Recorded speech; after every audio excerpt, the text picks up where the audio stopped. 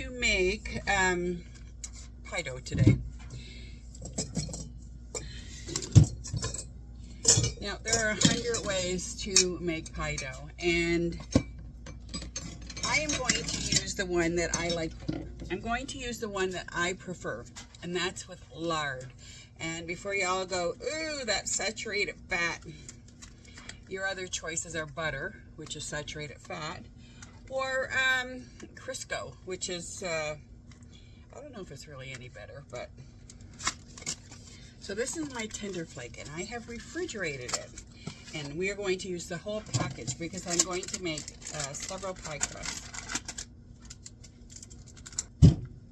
So this is the recipe, and it's been on the box and it's not changed in forever.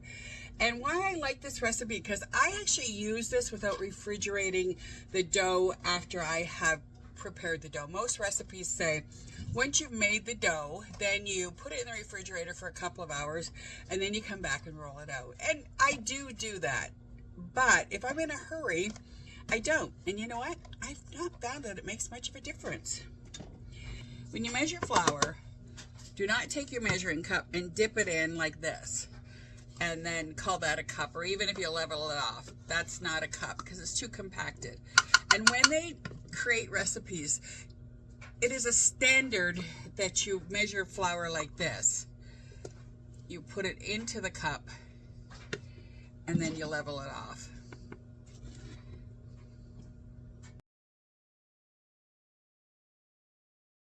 The recipe calls for 2 teaspoons of salt.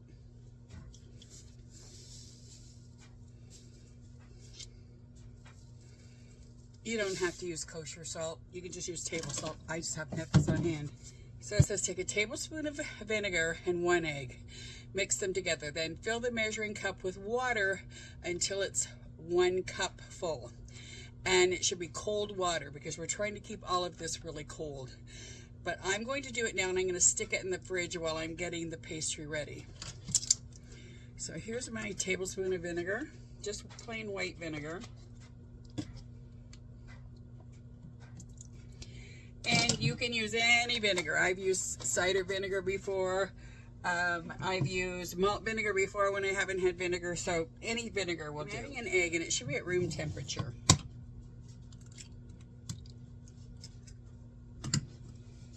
And I'm going to lightly whisk this. I'm just basically breaking the egg up. That's all. Now I'm going to fill this measuring cup with water until it reaches 1 cup.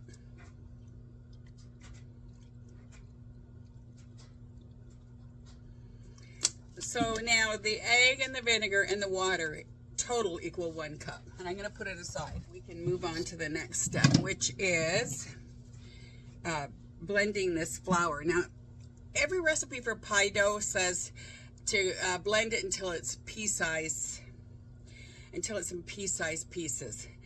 And I use this, which is a pastry blender. I've seen people use their hands. I've seen people use their forks. And this one, the lard is so hard that I may be using my hands like this. And I'm just combining the lard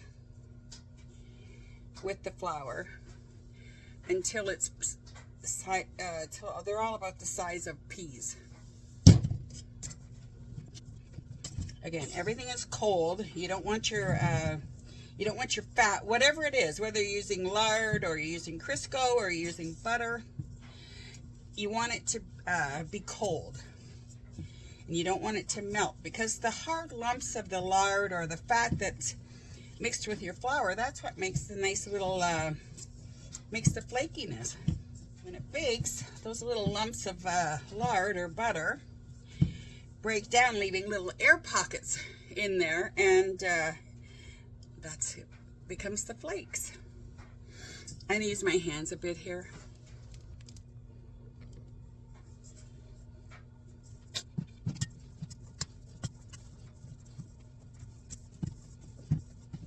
You can use a food processor to do this. I've never had any success with it, to be honest. Every time I use a food processor to do this, I end up with a big lump, which is against everything that you want.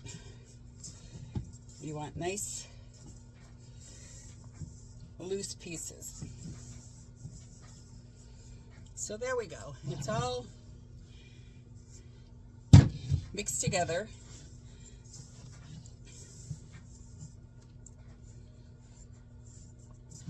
So there we go. The lard and the flour and the salt is all mixed together, and it's in little pea-sized chunks.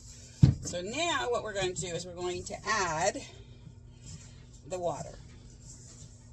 Here's my little water, egg, vinegar mixture, and I'm going to add this into my flour mixture. So I know that, so I have used this flour all my life, and it is Canadian flour. It's got 13% protein in it, and it absorbs a lot of liquid.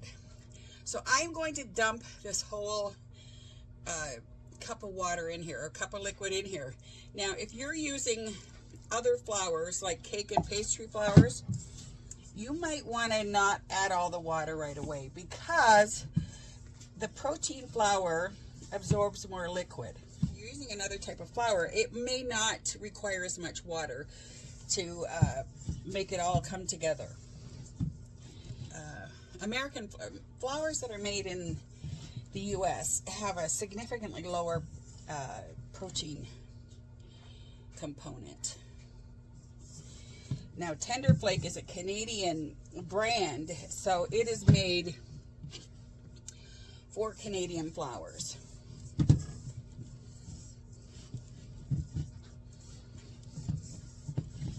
And I'm almost there. It's almost a nice cohesive piece. So I'm going to put this mixture in the... I don't have time to finish baking today. So I'm going to put this mixture in the refrigerator until I'm ready. And the beauty of this is you can put it in the refrigerator for days. And then you can put it in the freezer if you're still not ready to bake. And I've done that plenty of times. Thawed it out the day before, and voila, I have pastry flour ready to go. So while it's resting in the fridge, all of the flour is going to become moistened.